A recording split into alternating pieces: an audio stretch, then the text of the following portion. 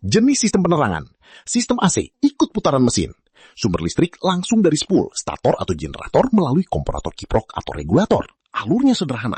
Mesin hidup, spool, kiprok, aki, sekring, relay, lampu. Berbeda dengan motor matic baru, saat kontak on, listrik dari aki langsung mengalir melewati sekring, kemudian menuju sistem kelistrikan dan lampu. Alurnya, aki, sekring, sistem kontrol, lampu. Itulah sebabnya lampu bisa langsung menyala meskipun mesin belum hidup. Jika sudah mengganti sekring yang rusak, maka kita coba nyalakan kunci kontaknya hingga mesinnya menyala. Dan inilah hasilnya, lampu motor sudah hidup kembali dengan normal.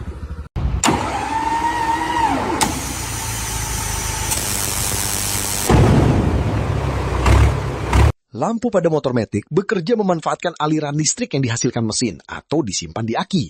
Pada motor matic lama, sistem lampu pada beberapa model masih bergantung pada listrik dari spool. Jadi, mesin harus hidup terlebih dahulu agar spool menghasilkan listrik. Mekanisme penerangan pada motor matic dirancang untuk memberikan pencahayaan saat berkendara melalui suplai arus listrik dari sistem pengisian motor. Secara umum, sistem ini dibagi menjadi dua jalur utama berdasarkan sumber arusnya, yaitu AC, alternating current, dan DC, direct current. Jenis sistem penerangan. Sistem AC ikut putaran mesin. Sumber listrik langsung dari spool, stator atau generator melalui komparator kiprok atau regulator. Alurnya sederhana. Mesin hidup, spool, kiprok, aki, sekring, relay, lampu. Berbeda dengan motor matic baru, saat kontak on, listrik dari aki langsung mengalir melewati sekring, kemudian menuju sistem kelistrikan dan lampu. Alurnya, aki, sekring, sistem kontrol, lampu. Itulah sebabnya lampu bisa langsung menyala meskipun mesin belum hidup. Kemudian, saat mesin dinyalakan, spool mulai menghasilkan listrik. Listrik tersebut diatur oleh kiprok untuk membantu menyuplai sistem kelistrikan sekaligus mengisi kembali aki. Jadi, sederhananya, kontak on, aki, lampu. Mesin hidup, spool, kiprok, aki, sistem kelistrikan. Begitulah motor matic baru bisa menyalakan lampu sejak kontak on karena sistem penerangannya menggunakan suplai listrik DC dari aki.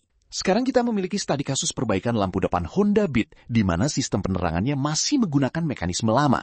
Permasalahan pada lampu kali ini adalah sudah ganti lampu utamanya, tapi masih belum menyala juga.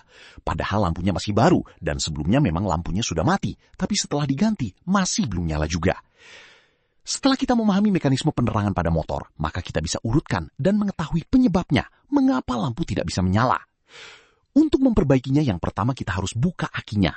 Mengapa kita buka bagian akinya? Bukannya mengecek pada spool dan kiprok sesuai urutan mekanismenya? Karena komponen dalam mesin atau bodi yang jarang rusak dan butuh pembongkaran lebih rumit. Sedangkan sistem penerangan dan kelistrikan pada motor matic injeksi modern bergantung pada suplai arus listrik yang stabil dari aki. Dengan membuka kompartemen aki di awal, mekanik atau teknisi dapat langsung mengukur tegangan aki. Untuk menguji apakah spool dan kiprok benar-benar sehat saat mesin menyala, gunakan multimeter atau voltmeter pada kutub aki saat mesin beroperasi. Ukur tegangan idle, mesin stasioner. Tegangan aki berada di kisaran 12,5 volt hingga 13,5 volt. Ukur tegangan saat digas, RPM sedang atau tinggi.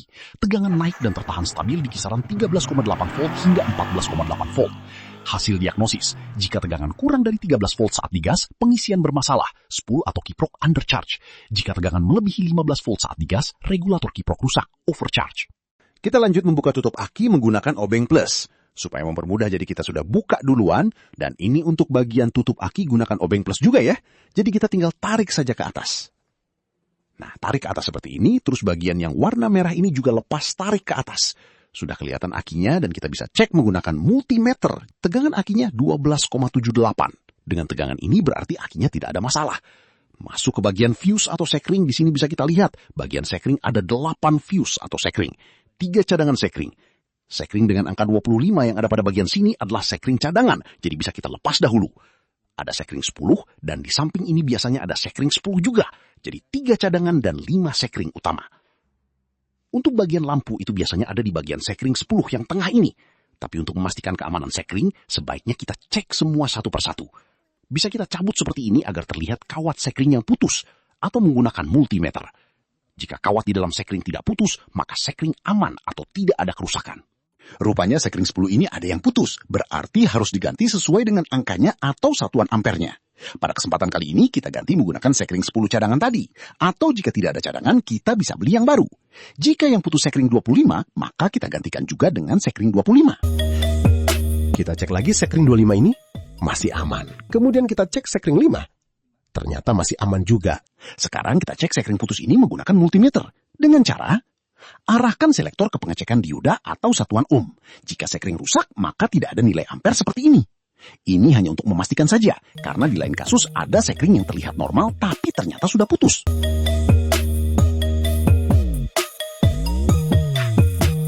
Jika sekring normal atau tidak terputus, maka ada nilainya seperti ini. Jadi hanya satu sekring 10 saja yang putus. Jika sudah mengganti sekring yang rusak, maka kita coba nyalakan kunci kontaknya hingga mesinnya menyala. Dan inilah hasilnya, lampu motor sudah hidup kembali dengan normal. Bisa nyala lagi. Jadi kalau seumpama lampu utama itu ada yang mati, salah satu bagian bawah atau yang atas, itu lebih baik harus diganti, jangan terus digunakan. Biasanya yang kena memang fuse-nya, tapi kalau sudah fuse tidak ada masalah, kemungkinan di bagian kabelnya ada yang putus, begitu saja. Itulah penjelasan mengenai mekanisme penerangan motor matic yang bisa kita sampaikan. Jika kalian merasa konten ini bermanfaat, sebaiknya subscribe, like, share, and comment agar kita lebih semangat sharing pengetahuan mekanika. Sampai jumpa di konten kita selanjutnya. Salam satu gear.